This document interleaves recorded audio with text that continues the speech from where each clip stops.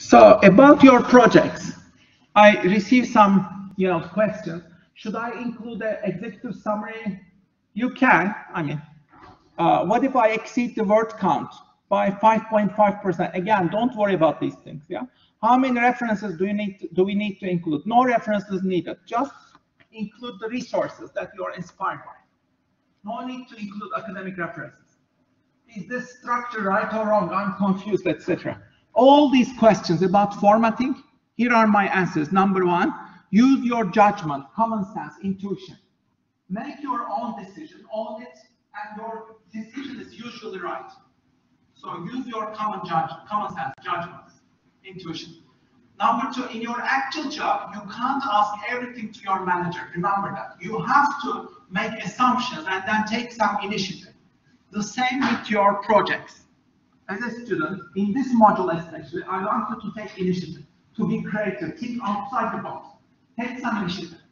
You will not lose points from structure or small details. Look at the big picture and show evidence for your hard work.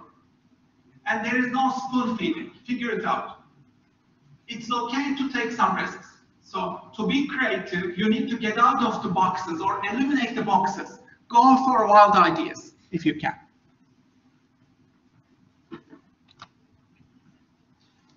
Remember, I was very mad with myself and I created this page. This is a manifesto against laziness. Who is your number one enemy? You are the number one enemy of yourself. Who stops you? You. Who prevents you? Who criticizes you? You, yourself. Yourself is number one enemy. Okay? It's an endless struggle. If you want amazing things to happen, you need self-discipline to sharpen your soul. You need single-minded focus. Sometimes you will hate it, you will be tired, still you need to show up every day, do your work to create your own assets. Remember that. Sometimes you will want to do anything and everything to avoid that hard task. You need to eat that frog. We call it the frog. Like in the morning, whatever you need to do, that's the hardest job of that day.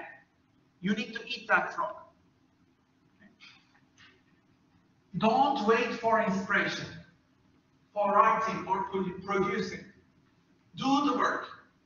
Don't wait for inspiration. Jump into the work. Challenge yourself. Stretch and grow yourself. Okay.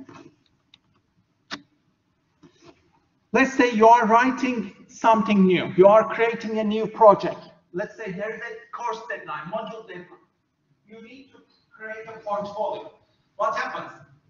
You procrastinate. Oh, I still have a lot of time. I can worry about this later. It would be really good if I started by, never mind. And then panicking. The deadline is coming. Oh my God. Time is ticking. The deadline is approaching fast. I really need to start. And then this is tough. You plan it. How do I sort this out? I need to work smart, effectively. And then you start writing. Oh, this is going so slow. I need to work incredibly hard. And then you make some progress. Sometimes you are stuck. You need new ways of thinking, writing, problem solving. You need to keep working, continue the momentum. And then finally you go on momentum. I think I can finish this. More coffee, less sleep, focus, intense, writing camp, write. And then revise. I'm finally getting somewhere. That's how the process of creativity, writing works. It's like climbing a mountain. Okay? Writing is like climbing a mountain. At first, it is a bit scary, it's a bit intimidating. Therefore, you need to jump into it. Force yourself. Face the page, face the empty page, face your worst fears. Keep writing, even if it is crap. Keep writing. So never give up, keep moving. Huge projects start with small steps. Don't forget that. Huge projects start with very small steps. It is never easy.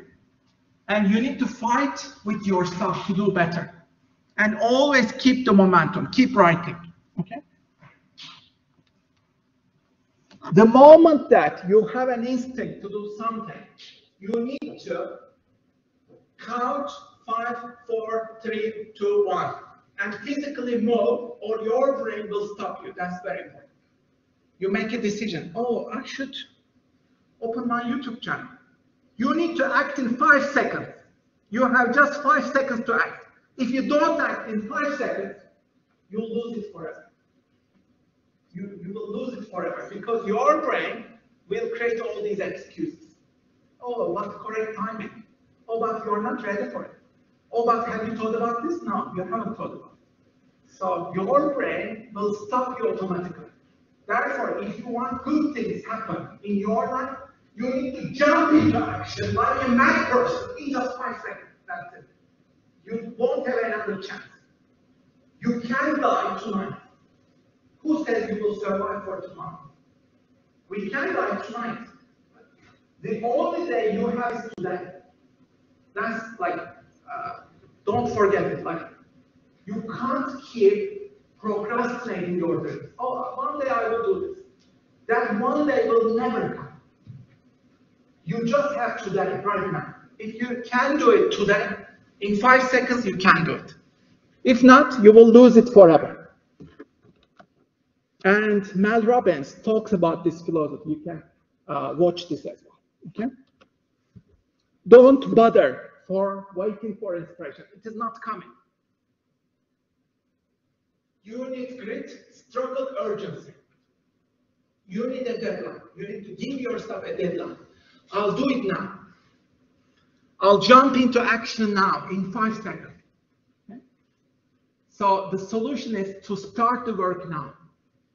Waiting for inspiration is an amateur's move. So you don't get inspired and then do great work. That never happens. You do the great work, force yourself, jump into action, yeah, you do the great work, and then you get inspired.